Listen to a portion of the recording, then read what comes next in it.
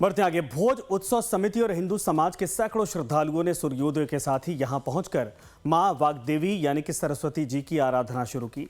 सुबह से शुरू हुआ यह धार्मिक अनुष्ठान दोपहर 11:45 पर महाआरती के साथ संपन्न हुआ।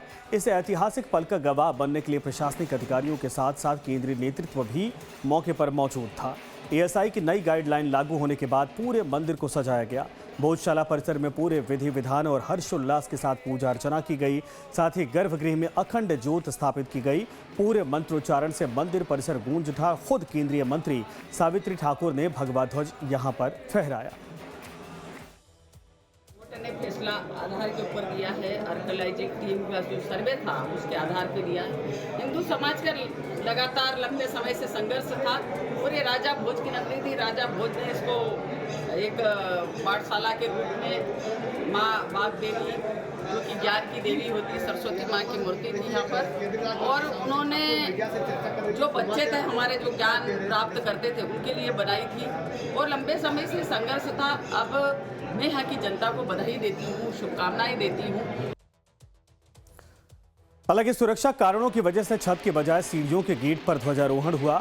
गुंबद के चारों ओर सुरक्षा के लिहाज से कांटेदार तार लगाए गए, जिसकी वजह से वहां नहीं जाया जा सका। भोजशाला में दोपहर की महाआरती खत्म होने के बाद मुख्य आकर्षण का केंद्र ध्वजारोहण रहा।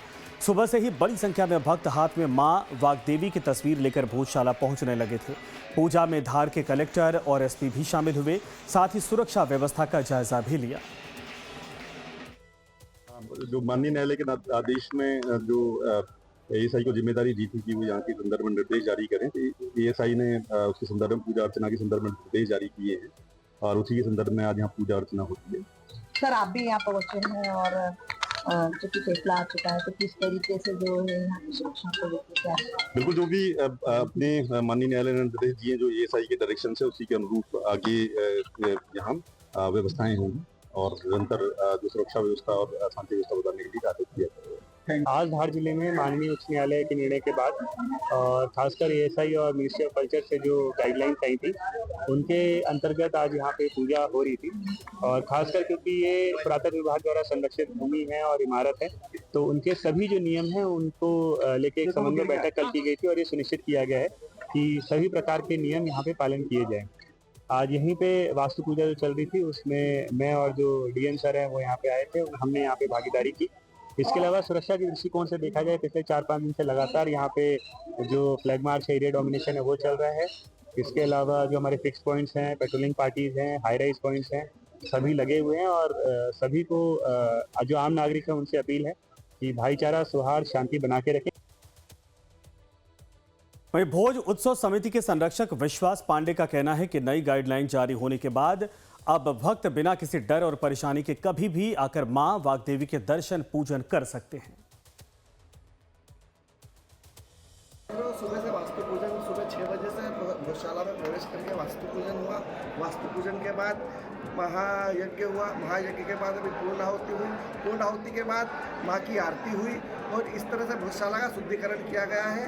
और अब देखो आप, सुबह से लेकर के अभी तक अनवरत भक्तों का आना जाना चल रहा है। माँ का जो स्थान है जहाँ पे माँ विराजित थी, उस स्थान का लोग आकर के पुष्प चढ़ा करके पूजन कर रहे हैं, अर्चन कर रहे हैं और माँ के शीघ्र आने की प्रतीक्षा कर रहे हैं। वहीं इस पूरी घटना पर मध्य प्रदेश के मुख्यमंत्री मोहन यादव ने कहा कि धार की ऐतिहासिक भोजशाला को उनके पुराने गौरव और वैभव के साथ दोबारा संवारा जाएगा। माननीय न्यायालय द्वारा वर्षों पुराना भोजशाला प्रकरण का जो निर्णय दिया है, मैं माननीय न्यायालय के माध्यम से सभी समाजजनों को न्यायालय के निर्णय के माध्यम से जो हम सबका हमारी परंपरा भी है कि हम न्यायालय के निर्णय के आधार पर इस बात का प्रसन्नता भी व्यक्त करता हूँ कि न्यायालय ने माना कि हाँ, ये भोजशाला का स्थान था जहाँ राजा भोज ने माँ वाग्देवी के स्थान के माध्यम से इस स्थान की महत्ता को विकसित किया था। मैं अपनी ओर से इस निर्णय का स्वागत करता हूँ, अभिनंदन करता हूँ, मध्य प्रदेश वासियों को बधाई भी देता हूँ।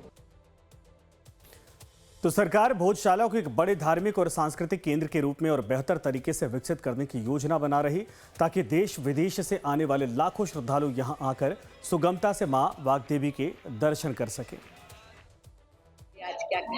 आज का दिन बहुत ही सौभाग्यशाली शाली है सभी हिंदुओं के लिए और बहुत ही गौरव का दिन है हम सभी के लिए।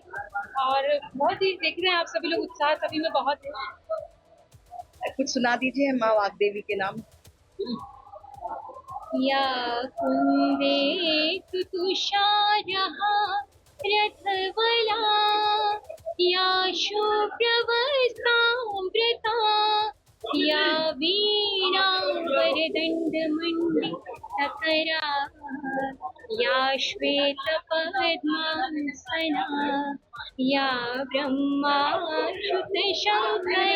प्रभृतिः देवैः सदा वन्दिता सा मां पातु सरस्वती भगवती निश्चय सजाड्या